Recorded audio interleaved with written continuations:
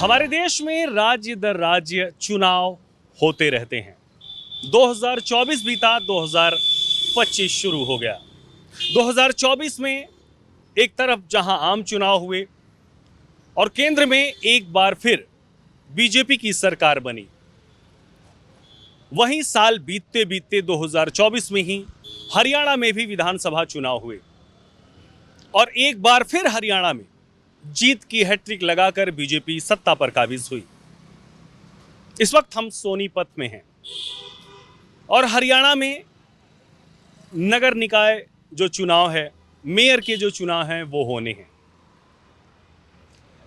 अगर हम यहीं की बात कर लें सोनीपत की, तो यहां पर उपचुनाव होने हैं और ऐसे में इस उपचुनाव में माहौल क्या है? बीजेपी लगातार यह दावा कर रही है कि तीसरी सरकार हमारी फिर से बनने वाली है, यानी कि शहर की सरकार। तो शहर की सरकार में जनता किसे वोट देने वाली है? जब शहर की सरकार जनता चुनने जाती है तो कौन सी ऐसे मुद्दे होते हैं, कौन सी ऐसी बुनियादी ज़रूरतें होती हैं जिसके आधार पर जनता वोट की चोट करती है? चलिए जानते हैं। फिर एक बार आपके शहर में चुनाव है, मेयर का चुनाव, नगर निकाय। क्या लग रहा है इस बार कौन से मुद्दे रहेंगे जो आपके लिए सबसे ज़रूरी होंगे? शहर के सबसे बड़े मुद्दे तो यही बिजली पानी का होता है।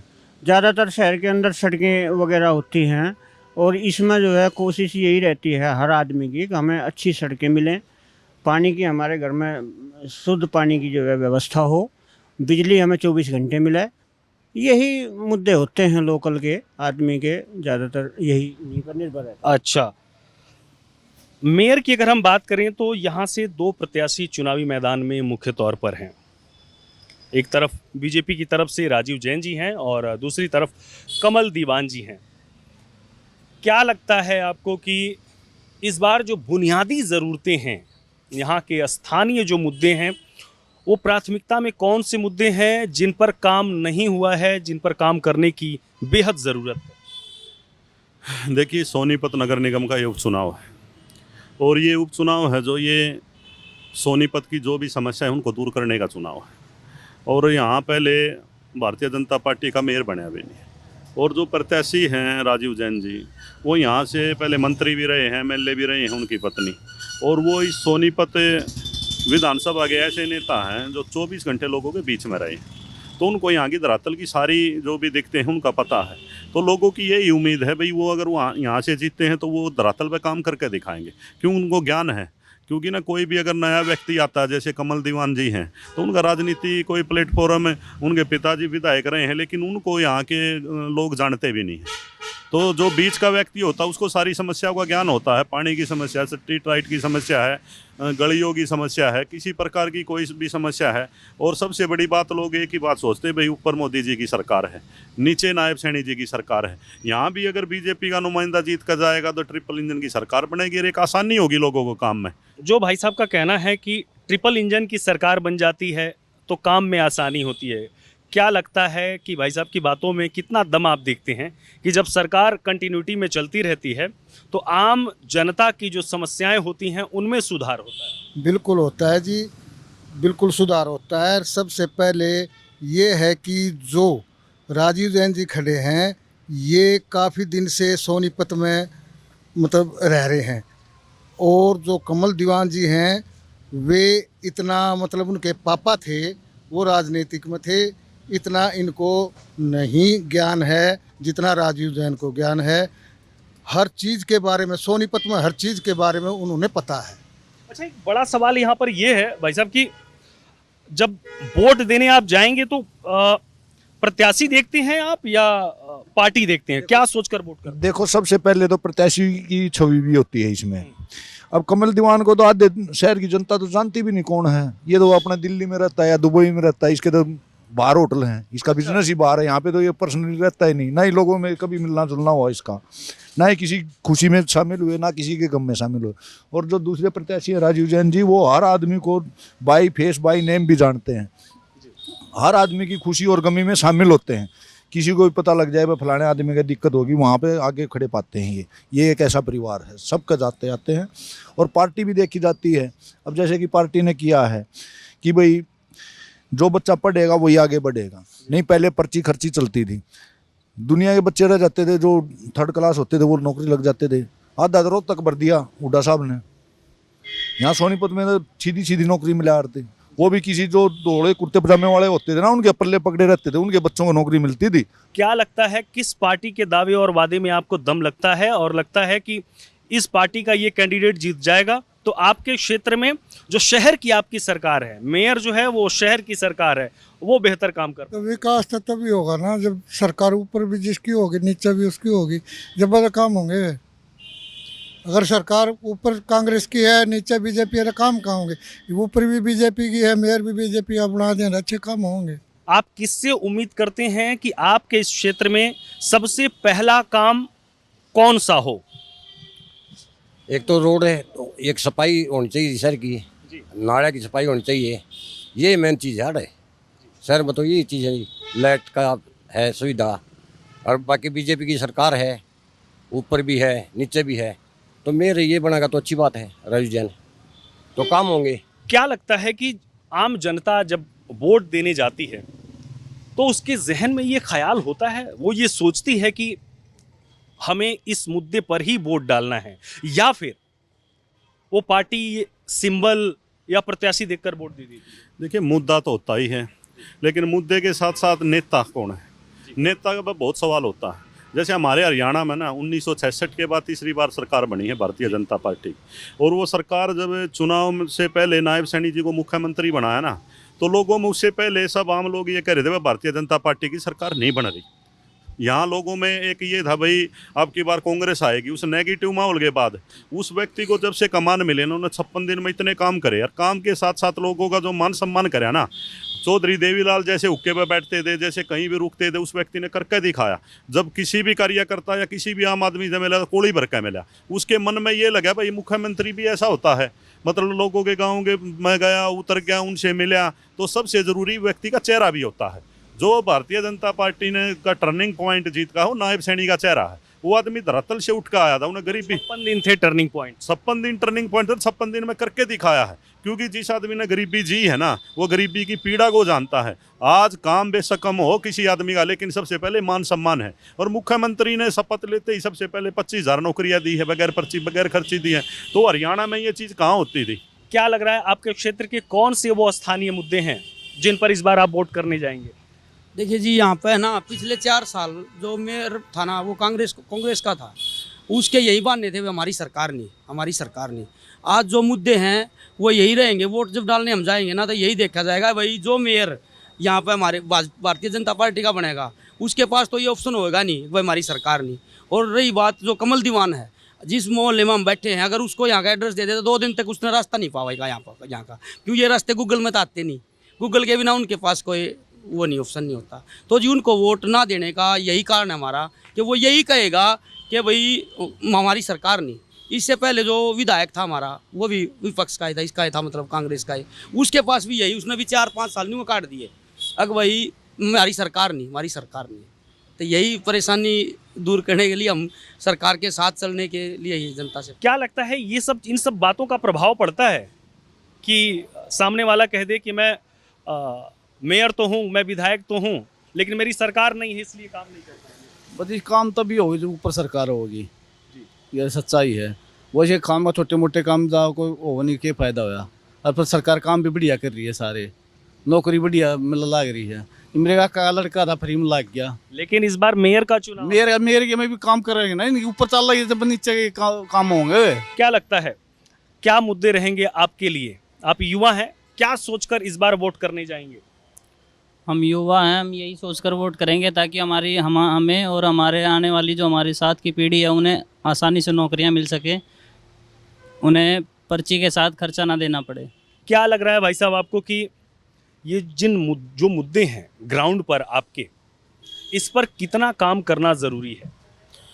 यहाँ पे पिछले 5 साल से हम इतने दुखी हो चुके हैं, ना तो सीवर सफाई हो रही, ना बिजली सफाई हो रही, ना पानी के लिए, ना गलियों की सफाई के लिए किसी प्रकार का कोई भी काम नहीं हो रहा।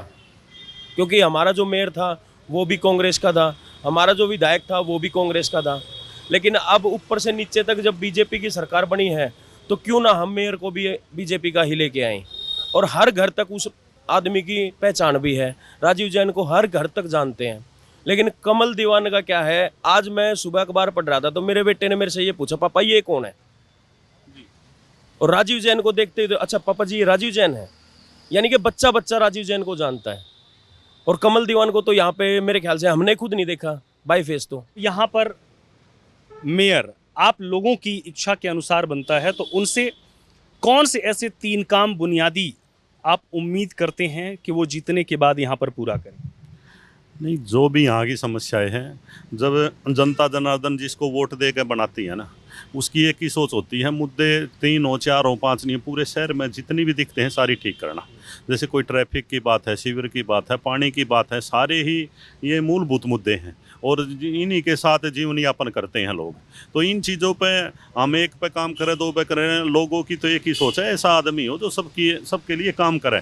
देखिए पीछे जो सरकार थी ना मनोहर लाल जी की भी, मनोहर लाल जी ने विपक्ष के एमएलए को भी 5-5 करोड़ रुपए दिए। उसने ऐसी एक पटकथा लिखी कि कभी यही नहीं था सबका साथ सबका विकास को लेकर चले। तो ऐसे में बड़ा सवाल यही है कि केंद्र में बीजेपी की सरकार है, प्रदेश में भी 3 बार से बीजेपी की सरकार है, केंद्र और राज्य में बीजेपी हैट्रिक लगा चुकी है। अब इस चुनाव में आगे क्या, बीजेपी या कांग्रेस? बीजेपी अपनी तरफ से ताल ठोक रही है और कांग्रेस के अपने दावे, अपने वादे और अपने इरादे हैं। क्या लगता है कि इस पूरे चुनाव में क्या कुछ होने वाला है? जनता किसे मेयर बनाकर ज़िले का प्रथम नागरिक बनाती है, देखना बड़ा दिलचस्प होगा। लड़ाई बेहद स्वस्थ तरीके से यहाँ पर लड़ी जा रही है, हर कोई अपने जीत के दावे कर रहा है, लेकिन अब फैसला 2 तारीख को पता चलेगा। अगली बार हम आपको किसी और क्षेत्र में ले चलेंगे और जानेंगे वहाँ की क्या है समस्याएं, वहाँ की जनता के मन में क्या है, जनता क्या सोचती है। और जब बात शहर की सरकार बनाने की आती है तब जनता क्या सोचती है।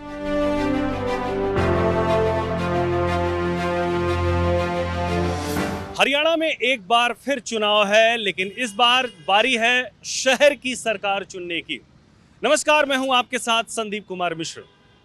हरियाणा में नगर निकाय चुनाव की तैयारी जोर शोर से चल रही है, मेयर के चुनाव होने हैं। ऐसे में इस वक्त हम हैं पानीपत में। पानीपत की जनता के मन में क्या है? इस बार जब वो ईवीएम का बटन दबाने जाएगी तो किसकी सरकार चुनेगी? बात करते हैं लोगों से। कैसी चल रही है चुनावी तैयारी? शोरगुल खूब हो रहा है, क्या लग रहा है इस बार स्थानीय मुद्दे क्या रहेंगे जिस पर जनता वोट करने वाली है? आम नागरिक की नज़र से मैं ये बताता हूँ, पिछली बार हमारे मुद्दे थे कस्टमर आईडी के, और कुछ टेंडर ऐसे थे जो नहीं लग पाए, और कुछ ऐसे थे कि काम हुआ लेकिन फाइलों में हुआ, थोड़ा सड़कों पे नहीं हुआ। कुछ हमारा जो आम आदमी थे, कस्टमर आईडी का सबसे मेन मुद्दा रहा। भाई किसी का बिल है, एनओसी नहीं मिल पाई समय पे, वो आगे कस्टमर आईडी के चक्कर में किन्हीं की रजिस्ट्रियाँ रुक पाई, प्रॉपर्टी आईडी, कस्टमर आईडी, वो सारे मुद्दे हमारे मेन मुद्दे यही रहे 2, जिनसे हमारे सारे पानीपत के आम जनता के लोग परेशान रहे। लेकिन फिलहाल हम आगे ये कहेंगे कोमल सैनी जी का जो हमारा एक अच्छा माहौल चला हुआ है, बीजेपी का एक बढ़िया सिस्टम चला हुआ है सारे शहर में, सबको लेके चलेंगे। ट्रिपल इंजन की सरकार है, मोदी की सरकार है, ये आम आदमी की सरकार है। कुछ और लोगों से बात करते हैं। क्या कहेंगे, कौन से मुद्दे रहेंगे? एक आम आदमी जब शहर में घूमता है, सफाई हो, सड़क हो, सुरक्षा हो, कौन से ऐसे मुद्दे रहेंगे जिन पर आप इस बार अपने शहर की सरकार चुनेंगे? ऐसा है जी, देखो सबसे पहले तो ये है कि जो बीजेपी गवर्नमेंट है, ऊपर सेंटर में इस टाइम बीजेपी गवर्नमेंट है, स्टेट में हमारे पास बीजेपी गवर्नमेंट है, हम इस नगर निगम में मेयर में भी बीजेपी को आगे लाएंगे ताकि विकास एक बहुत स्पीड से, जो पिछले टाइम में पिछले शासन के दौरान जो मुद्दे कुछ रहे या कुछ कमियां रही उनको जल्दी से जल्दी कवर हो, ट्रिपल इंजन की सरकार बनेगी। सेकंड क्या है, जो हमारी मेयर हैं कोमल सैनी जो कैंडिडेट है, आप उनका बायोडाटा देखिए, एक बिल्कुल एजुकेटेड, वेल एजुकेटेड पर्सनैलिटी हैं जो सारे मुद्दों को समझते हैं और पिछले 2 बार के वो पार्षद भी रह चुके हैं। उनको शहर की हर गली, हर जगह की समस्या का पहले से ही पता है। उनको कोई समस्या बताने की ज़रूरत नहीं है, वो सब समस्या को जानते हैं। समस्या को जानती हैं इसलिए वो निदान कर सकती हैं, आपका ये कहना है। प्रॉपर्टी आईडी एक बड़ा मुद्दा है यहाँ पर, क्या लग रहा है कि इसका समाधान कैसे हो सकता है और कौन कर सकता है? इसका समाधान जो भी अपना मेयर ही कर सकता है। सभी वार्डों के एमसी के साथ बैठकर मीटिंग कर कर कम से कम लोगों को समस्याओं का हल करने के लिए मेयर को ही अपने आप वो करना पड़ेगा प्रॉपर्टी आईडी का, क्योंकि कॉरपोरेशन के अंदर जो आज की डेट में सबसे बड़ी जो समस्या है प्रॉपर्टी आईडी की है। लोग परेशान हो रहे हैं, रजिस्ट्रियाँ नहीं हो रही, ऊपर से कलेक्ट्रेट अप होने की वजह से लोगों का वो हो गया और फिर अनाप शनाप बिल लोगों को भेजे जा रहे हैं। जो भी है ये प्रॉपर्टी आईडी जो है सरकार अपने हिसाब से अपने उस पर अपने पार्षद जो भी हैं अपनी जो भी उनके वार्ड के अंदर आते हैं उनको सभी सुविधाएं देने के लिए पार्षद ही जो है लोगों को कार्य करेंगे। और एक अलग से कोमल सैनी जी एक अलग से अपने ऑफिस के अंदर बैच लगाएंगे, जैसे खुला दरबार हो गया, ये हो गया। जी, एक पानी और सफाई, इसको कितना बड़ा मुद्दा मानते हैं आप? क्योंकि शहर की सरकार चुननी है, आम से लोगों के जो काम कर सकते हैं, इसके लिए आपको क्या लगता है कि ये कितनी बड़ी समस्या है? समस्या तो सर बहुत बड़ी है, लेकिन इसका निवारण हमारी बीजेपी सरकार पार्टी से हम कोई संबंध नहीं रखते हैं, लेकिन बीजेपी पार्टी ही एक समस्या समाधान हल कर सकती है। बाकी कांग्रेस पार्टी तो वादे कर करके और ऐसे कागजों में तो पूर्ति हो जाती, खाने पूर्ति होती है, लेकिन मेन जो मुद्दा है वो समस्या हल नहीं होती है। हाँ, अगर हमारी कोमल सैनी जो है पहले पार्षद थी, इनके ससुर राम कुमार सैनी जी वो भी पूर्व पार्षद पहले रह चुके हैं और अब इन्हें मौका दिया है बीजेपी पार्टी ने मेयर का, अब ये कार संभालें। अगर इनको अच्छे मतों से हम जिताएंगे और कोशिश करेंगे कि नगर वाले जो भी इनकी समस्या, अगर नगर वाले इनकी समस्या सुनेंगे तो ये नगर वालों की समस्या का समाधान करेंगे। बिल्कुल। एक बड़ी बात यहाँ पर, कांग्रेस के उम्मीदवार अभी घोषित नहीं हुए हैं यहाँ से। बीजेपी ने तो अपना उम्मीदवार घोषित कर दिया, कोमल सैनी को चुनावी मैदान में उतार दिया, उनका नामांकन भी हो गया। तो कांग्रेस ने उम्मीदवार नहीं किया है, क्या लोग कांग्रेस के सिंबल पर इस बार वोट डालेंगे?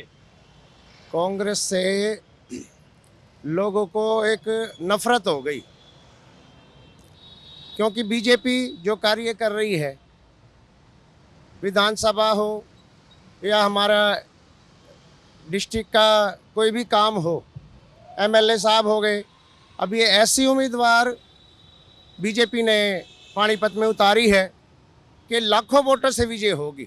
सैनी जी इतनी बढ़िया नेता हैं और काफ़ी अनुभव है उनका, और मैं तो उनके लिए एक ही बात कहूँगा, पानीपत में अब की बार कोमल सैनी को लाएंगे, पानीपत में अब की बार कोमल सैनी को लाएंगे, भगवा लहराएंगे, भगवा लहराएंगे, मिलके कमल खिलाएंगे, भगवा लहराएंगे, मिलके कमल खिलाएंगे। काफ़ी हज़ारों वोटों से कोमल सैनी विजयी हो रही हैं और मैं तो पहले जीत की बधाई दे देता हूं बच्ची को। बहुत बहुत धन्यवाद। तो ये लोगों की राय है, कुछ और भी लोग हैं, उनसे भी बात करते हैं। क्या लग रहा है इस बार क्या मुद्दे रहने वाले हैं चुनाव में? बीजेपी सही है, बीजेपी बस ओनली बीजेपी। कांग्रेस को हम जानते नहीं, मेरे बाप दादा थे बीजेपी का कांग्रेस में, अब पार्टी बदल चुकी है, सिर्फ बीजेपी, ओनली बीजेपी, बस सिर्फ बीजेपी। बस यहीं पे बटन दबेगा, मेरा भी और मेरे परिवार का भी, सबका वहीं बटन दबेगा, कमल पे धड़ धड़ धड़ा धड़ धड़ा धड़, बटन ही टूट जाएगा। क्या लग रहा है कि इस बार स्थानीय मुद्दे कितने ज़रूरी होते हैं? क्योंकि आम आदमी विधानसभा नहीं पहुंच सकता है, आम आदमी की जो बुनियादी ज़रूरतें होती हैं वो अपने पार्षद से, अपने मेयर से जाकर सहजता से कह लेता है। पानीपत की जो ज़मीन पे ग्राउंड की जो ज़रूरतें हैं, वो कौन सी ज़रूरत आप मानते हैं कि ये ज़रूरतें हैं और इसे पूरा होना चाहिए? पहले तो मैं आपके चैनल के माध्यम से सभी को नमस्कार करता हूं, और दूसरा नमस्कार मेरा मोदी जी को है, क्योंकि वो देश के बारे में सोचते हैं, और जो देश के बारे में सोचता है ना, जनता उसके बारे में सोचती है। पहले क्या था, एक परिवारवाद था, परिवारवाद के सहारे ही राजनीति चलती थी। आज वो परिवारवाद खत्म हो गया है, चाहे इसमें आप गांधी जी का या फिर हुड्डा जी का, तो ऐसा वो सब खत्म हो चुका है। रही दूसरी बात कि पानीपत शहर के या कोई भी शहर हरियाणा के जो मुद्दे होते हैं, सबसे ज़्यादा ज़मीनी स्तर के मुद्दे होते हैं। सबसे पहले होता है सफाई का, दूसरा होता है पानी का कि हर व्यक्ति को पानी चाहिए, और सड़कों का, दूसरा कि आपकी जो जैसे गलियां होती है कि गलियां कच्ची, अब वो सिस्टम नहीं रहा। जब से मोदी सरकार आई है बहुत अच्छे काम हुए हैं, हर जगह विकास के कार्य हो रहे हैं और लोग बढ़ चढ़ कर इस उत्सव में भाग ले रहे हैं। ये उत्सव है। प्रॉपर्टी आईडी का जो मुद्दा है, तमाम इलाकों में हम लगातार जा रहे हैं, लोगों को जो समस्याएं आ रही हैं ऑनलाइन होने की वजह से, क्या ये मुद्दा है? देखो जी, पहले तो मैं आप सभी को प्रणाम करता हूँ, और मैं एक छोटे से उससे निगम से आया हूँ, ओमकार मेरा नाम है। ये प्रॉपर्टी आईडी जो है मतलब कांग्रेस के राज में जो है नहीं थी। ये तो लोगों का बेवकूफ़ बना रहे थे, झूठ बोल बोल गए। अब ये मुद्दा आया है प्रॉपर्टी आईडी का, अब ये बीजेपी ने जो है ना मतलब उसकी तरफ ले गए, जो ऑनलाइन हो गया, ना इसमें धोखाधड़ी है ना कुछ है, और अब ये जो है सबके सामने खिलका जाती है। तो ये सरकार जो है बीजेपी की, इसमें बहुत ही ध्यान दे रही है शुरू से लेकर के और आखिर तक चल रही है। बहुत अच्छा मुद्दा बनाया है। मैं तो प्रणाम करता हूँ मोदी जी को और अपने नायब सैनी जी को, और बाद में हमारी बेटी कोमल सैनी है जो इन सब को लेकर के साथ में चल रही है और पब्लिक की समस्या हल कर रही है। यानी कि आप मुद्दा मानते हैं कि बीजेपी हल कर रही है। क्या लग रहा है इस बार ज़मीन पे कौन से ऐसे मुद्दे होंगे जब इस बार वोट करने जाएंगे तो वो ध्यान में रहेंगे? मेन मुद्दा ये है कि आज भाजपा की सरकार है और माननीय नायब सैनी जी है ना, पिछड़े वर्ग ए से आते हैं, और पिछड़े वर्ग के लिए जो भाजपा ने काम किया ना, या सरकार ने जो कार्य किया है वो किसी ने नहीं किया। जो छोटे से छोटे ज़मीन स्तर से जो दरी बिछाने वाले कार्यकर्ता है ना, उनको टिकट दिया है पार्षद की, और उनको एक यानी कि सरकार में या पार्टी में हिस्सेदारी दी है। तो ये बहुत बड़ा काम है। ये किसी भी ये कांग्रेस ने कभी नहीं सोची पिछड़े वर्ग के लिए, सिर्फ उनका शोषण करा कांग्रेस ने। कांग्रेस तो ये हमेशा ये है कि जातिवाद में बांट कर रखती। अगर हम ज़मीन के मुद्दे की बात करें, क्योंकि ये आपके शहर की सरकार चुनने की बारी है, तो क्या ज़मीन पर कौन से ऐसे मुद्दे हैं जिन्हें सोचकर इस बार आप वोट करेंगे? अब की बार जो शहर के अंदर जो वोटें हो रही है, वो ट्रिपल इंजन की जो सरकार बनने जा रही है, सेंटर में और स्टेट में जो सरकारें हैं, उस मुद्दे को लेकर आज पानीपत की जनता ये चाहती है कि सेंटर का लाभ भी हमें मिले, स्टेट का भी मिले, और शहर का जो हमारी जो सरकार बनने जा रही है उस पे हम लगातार उधर के जो लाभ हमें मिल सके और हमारे ज़्यादा से ज़्यादा यहाँ के कार्य हो सके।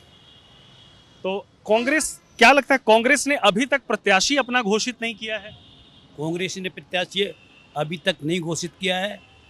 अगर हमारी कोमल सैनी जो है, मैं वार्ड नंबर 11 से हरिकिशन साग के अपने पूरे साग समाज को समर्थन करता हूं। कोमल सैनी को ये 2018 में मेयर पद की उम्मीदवार थी, लेकिन इन्हें टिकट नहीं दिया गया, इन्हें पार्षद का टिकट दिया गया। इन्होंने अच्छा काम किया और पार्टी ने इन्हें दोबारा टिकट दिया। अब की बार मेयर का टिकट दिया।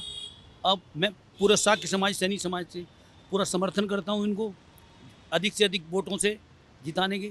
ई रिक्शा वाले भाई भी हैं हमारे, चुनाव होने वाले हैं। हाँ जी। क्या लग रहा है इस बार किसको? बीजेपी जी, बीजेपी को। हाँ जी, बीजेपी सबसे अच्छी सरकार है, काम अच्छे हो रहे हैं, शांति है शहर में। हाँ जी। और क्या चाहते हैं जो यहाँ से मेयर चुनी जाएं, वो कौन सा काम करें आप लोगों के लिए? भाई जी यही अपने सड़क वड़क ठीक रहे अपना शहर में, खुशहाली आए शहर में, बच्चे को पढ़ने लिखने में कोई दिक्कत ना हो, स्कूल वगैरह सब चीज़ की सुविधा होनी चाहिए जी, जो आमतौर पर सरकार करती है। चलिए, तो ये आम से लोग थे राह चलते, जिनसे हमने बात करने की कोशिश की और ये जानने का प्रयास किया कि वास्तव में पानीपत के मुद्दे क्या हैं। इस बार जब जनता वोट देने जाएगी तो क्या सोचकर वोट करेगी, क्योंकि इस बार शहर की सरकार चुननी है। यानी कि जो स्थानीय मुद्दे हैं, बिजली है, पानी है, सीवर है, सफाई है, सड़क है, इस मुद्दे पर जनता किसे वोट देने वाली है। बीजेपी ने अपना उम्मीदवार घोषित कर दिया है, कांग्रेस की तरफ से अभी उम्मीदवार आना बाकी है। देखना दिलचस्प होगा कि पानीपत की जनता किसे शहर की सरकार बनाकर अपने काम पूरे करवाती है। फिलहाल मेरे साथ इतना ही पानीपत से। कैमरामैन अल्ताफ के साथ मैं संदीप कुमार मिश्र, पानीपत सूर्या समाचार।